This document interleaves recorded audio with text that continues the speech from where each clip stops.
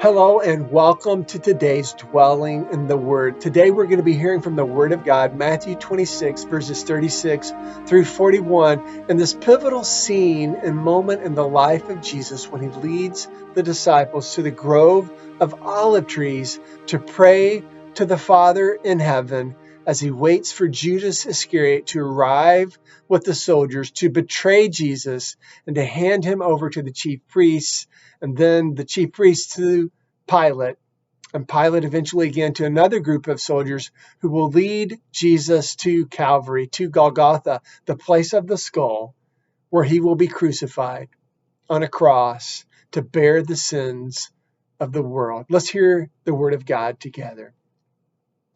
Then Jesus went with his disciples to a place called Gethsemane, and he said to them, "Sit here while I go over there and pray." He took Peter and the two sons of Zebedee along with him, and he began to be sorrowful and troubled. He said to them, "My soul is overwhelmed with sorrow to the point of death. Stay here and keep watch with me." Going a little farther, he fell with his face to the ground and prayed, "My Father, if it is possible, may this cup be taken from me. Yet not as I will, but as you will." Then he returned to his disciples and found them sleeping. "Couldn't you men keep watch with me for 1 hour?" he asked Peter. "Watch and pray so that you will not fall into temptation. The spirit is willing, but the flesh is weak." The word of God and the words of Christ in the Garden of Gethsemane. Now, all of this happened immediately after Jesus had just announced that one of the 12 is going to betray him, and that all of the 12 are going to abandon him and scatter into the darkness of the night when that moment of betrayal comes. Now, it's entirely understandable. Jesus knowing how the disciples are going to respond, and Jesus knowing everything that is in front of him and the cross and the terrible way he will be treated by the chief priests and the soldiers, it makes sense that Jesus began to be sorrowful and troubled. He was entirely transparent with the disciples in this moment in the garden. "My soul is overwhelmed with sorrow to the point of death." He's not hiding or concealing where he is emotionally and spiritually in this moment. He's putting that out there for them to see and hear. And these are the kind of words that ought to capture someone's attention and say, "Whoa, we've really got to be here for this person. What do we got to do? We've got to support Jesus. How can we help you?"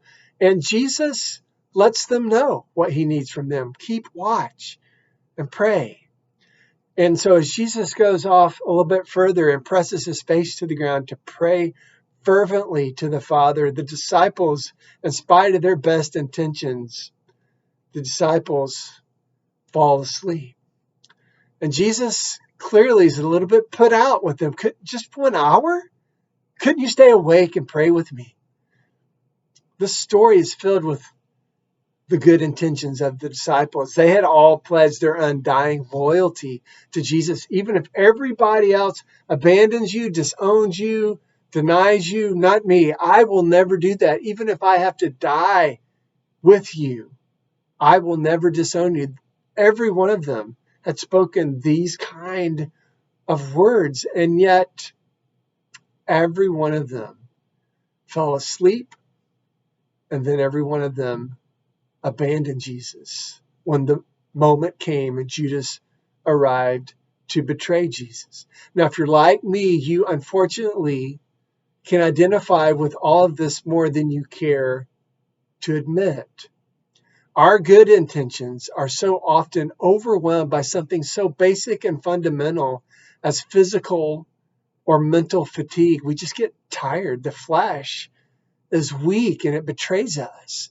And sometimes our best intentions are undone by forgetfulness. Again, a part of our fatigue mentally or physically. Or maybe we're afraid.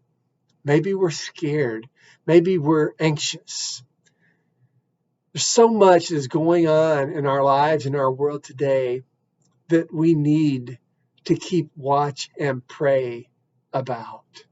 We desperately need to hear and take to heart what Jesus said in the grove of olive trees long ago to the disciples. He's saying it to you and me today. Watch and pray so that you will not fall into temptation. For the spirit is willing, but the flesh is weak.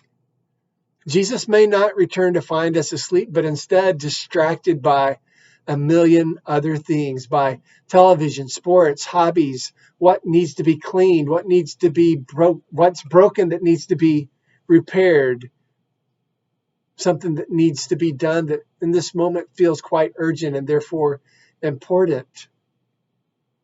But Jesus invites us to keep watch and to pray. The Word of God instructs us to pray constantly, to be devoted to prayer, to pray without ceasing. Why? Because we've already said it, because the Spirit is willing, but the flesh is weak. So I urge you, pray today in all ways, constantly, for the Lord's power and strength to sustain you, even when you are tired, when you are anxious, when you are afraid. Pray for victory over the desires of the flesh. Pray that the Lord will deliver you from the evil one. Pray that you will not fall into temptation, knowing always that the Spirit is willing, but the flesh is weak. And our God prayed in the garden, and then he faced the cross. The disciples fell asleep in the garden, and they ran into the darkness of the night, afraid and ashamed. Pray that you will not fall into temptation. The spirit is willing, but the flesh is weak, and our God is greater than all.